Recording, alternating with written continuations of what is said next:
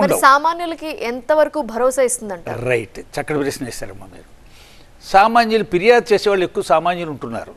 ఫిర్యాదు చేసేవాళ్ళు వాళ్ళ మీద దౌర్జన్యం చేసో, వాళ్ళకి నష్టం కలిగో, వాళ్ళని మోసం చేసో, వాళ్ళ హక్కులు భంగం కలిగించో. ఎవరి హక్కులు ఎక్కువ భంగం కలుగుతూ ఉంటాయి? బలహీనుల హక్కులు భంగం కలుగుతూ ఉంటాయి. దేశంలో, ప్రజాస్వామ్య దేశంలో సంక్షేమ రాజ్యం అంది. Hours is in welfare state అంటాం. సంక్షేమ దేశం అంది.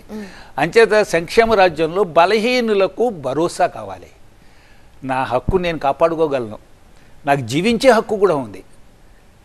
వాడికి జీవించే హక్కు ఉంది. వాడికి మంచి గాలి ఉండదు, మంచి దాని పర్యావరణం ఉండదు, మంచి నీరు దొరకదు, మంచి ఆహారం దొరకదు, జీవిత భద్రత లేదు. ఇవన్నీ కూడా హక్కులే. ఈ హక్కులు కాపాడుకోవడానికి అతను ఏదైనా పోలీస్ స్టేషన్ అంటే కొత్తవాళ్ళు, న్యాయస్థానం, ప్రభుత్వం తలుపు తట్టితే 5 నిమిషాల్లో కాదు, ఇంటి దగ్గర నుంచి కూడా తలుపు తట్టచ్చు. ఇంట్లో కూర్చుని నా హక్కులు భంగం కలిగింది, నా యొక్క జీవించే హక్కు కూడా భంగం కలిగింది అని సామాన్యుడు పుకార్ ఓ గట్టిగా అరవచ్చు. కాబట్టి అంతటి సంస్కరణ తీసుకొచ్చి వాళ్ళ యొక్క ఫిర్యాదుని, కంప్లైంట్ని పగడ్బందీగా నమోదు చేసుకునేలాగా ఏర్పాట్లు జరిగాయి.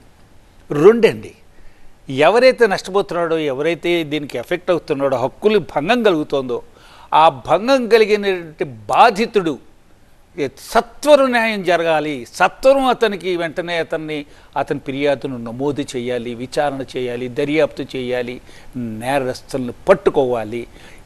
ఈ ప్రొసీజర్ కోడ్ వెంటనే విచారణ చేయాలి, ఎవిడెన్స్ యాక్ట్.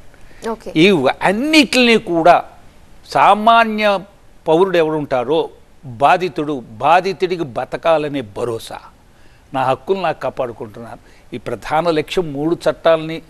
స్టిల్ ఇప్పటికీ కూడా అలా కంప్లైంట్ చేసే వాళ్ళు చాలా మంది ఉన్నారు. కానీ మనకి ఎదురవుతున్న సమస్య ఏంటంటే, మీరు చెప్తున్న ఆ ప్రొసీజర్స్ వాటికి టైం ఎక్కువ పట్టేస్తుంది. కోర్టుకు వెళితే వాయిదాలు అంటారు, అవి ఏళ్ల తరబడి నడుస్తూ ఉంటాయి. ఇంతకు ముందు మనం మాట్లాడుకున్నట్టు భూ తగాదాలో, భూ వివాదాలో, భూ కబ్జాలో, ఇలాంటి విషయాల్లో ఒక బాధితుడు కోర్టుకు వెళితే ఏళ్ల తరబడి పెండింగ్లో ఉండి మళ్ళా డబ్బులు ఇవ్వాల్సి వస్తుంది.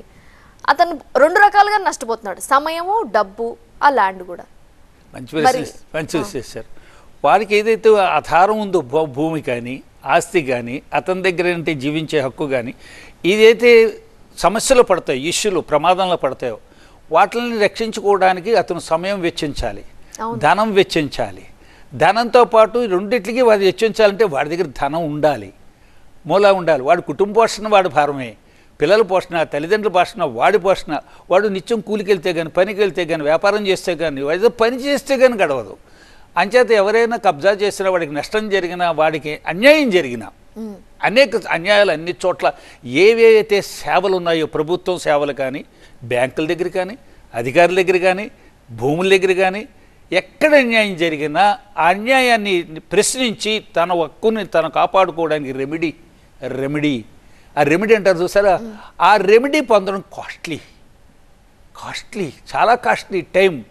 కొంతమంది ఎంత పోరాడతారు వాడి జీవిత కాలంలో దాని ఫలితాన్ని చూడలేరు. బాగా చెప్పారు, అది నిజం.